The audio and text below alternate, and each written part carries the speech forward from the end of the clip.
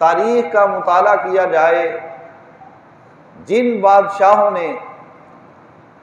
اللہ کی طرف سے ملنے والے اقتدار کو خدا اور اس کے مصطفیٰ کی رضا کے مطابق چلایا، ان کے نام آج بھی زندہ ہے۔ حضرت صلاح الدین ایوبی کو دیکھ لو، نور الدین زنگی کو دیکھ لو، اسی طرح مغلیہ خاندان کے بادشاہوں کو دیکھ لو، مگر جنہوں نے اپنی ہوائے نفس کو مقدم رکھا اور خدا اور مصطفیٰ کے حکم کو پس پشت ڈال دیا، ان کو رب کائنات نے پھر نشان عبرت بنا دیا۔ تو کبھی نمرود کو رب کائنات نے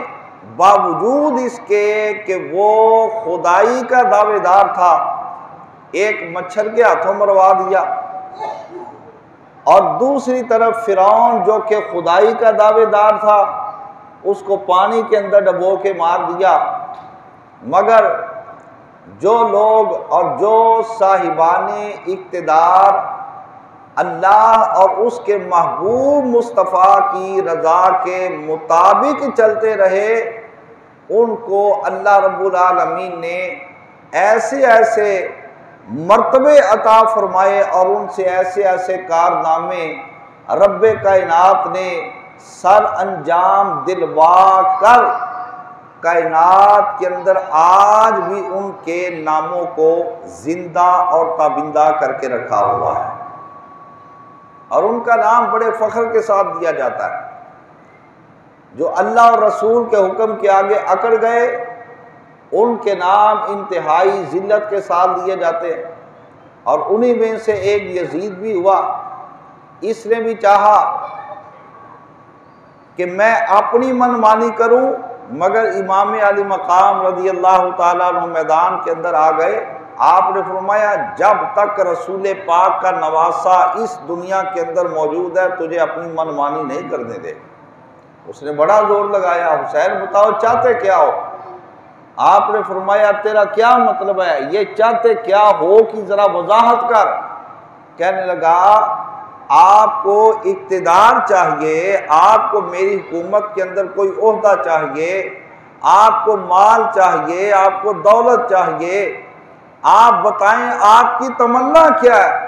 آپ نے فرمایا تمنا میری فقط ایک ہے کہ ہمارے آقا و مولا ہمارے نانا مصطفیٰ صلی اللہ تعالیٰ علیہ وسلم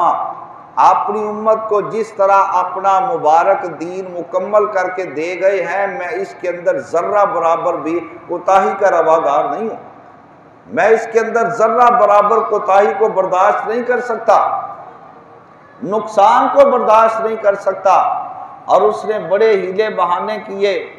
آپ کو لالچ دلانے کی کوشش کی کہ آپ کسی طرح عہدہ لے کر آپ راضی ہو جائیں گے، مگر حسین پاک کو عہدوں کی کیا طلب تھی؟ جن کو رب تعالیٰ نے ایسا عہدہ عطا کر دیا کہ جو کائنات کے اندر کسی کو دیا ہی نہیں جانا، ان کو دنیا کے عہدوں کی کیا کمی رہ جاتی تھی یا کیا ضرورت تھی، کیا حاجت اور طلب ہو سکتی تھی؟ وہ عہدہ کیا ہے جس کو امام الانبیاء نے فرمایا کہ کائنات والوں سن لو، میرے حسین کا عہدہ یہ ہے کہ رب کائنات نے جنت کے نوجوانوں کا سردار امام حسن اور امام حسین میرے دونوں شہزادوں کو بنا دیا۔ جن کو جنت کی بادشاہی دے دی گئی ان کے آگے دنیا کیا چیز ہے؟ جو جنت کے بادشاہ بنا دیے گئے ان کے آگے دنیا کیا چیز ہے؟ جن کو جنت کے اندر دائمی سرداری عطا کر دی گئی نوجوانوں کی، ان کی نظروں کے اندر یہ دنیا کی چند روزہ سرداری یہ کیا حیثیت رکھ سکتی تھی، اس کی کیا اوقات ہو سکتی تھی؟ اس واسطے امام علی مقام رضی اللہ تعالیٰ عنہ نے فرمایا کہ اگر رب کائنات نے تجھے عہدہ عطا کیا ہے اور تو سمجھتا ہے کہ میں واقعتاً اس تخت کا اہل ہوں اور اس پر تو اپنے آپ کو بٹھانا چاہتا ہے، تو فرمایا پھر اس کے حقوق پورے کرنا ہو۔ اس کا حق یہ ہے کسی کے ساتھ زیادتی نہ ہونے پائے، اس کا حق یہ ہے کہ اپنی خواہشات کو پیچھے رکھا جائے اور آگے رسول پاک کے دین کو رکھا جائے، جو رسول اللہ کا دین فرمائے گا اپنی خواہشات کو دین کے مطابق چلانا پڑے گا۔ اور اگر تو چاہے کہ دین پیچھے رہے اور میری خواہشات آگے رہیں اور میں دین کو اپنی خواہشات کے پیچھے چلاتا رہوں اور جو میری خواہشات و دین کو اس طرح کا بنا کے رکھ دوں، فرمایا جب تک حسین زندہ ہے، حسین کے خاندان کا کوئی نوجوان زندہ ہے، حسین کے خاندان کا کوئی چھوٹا بچہ ہی زندہ کیوں نہ ہو،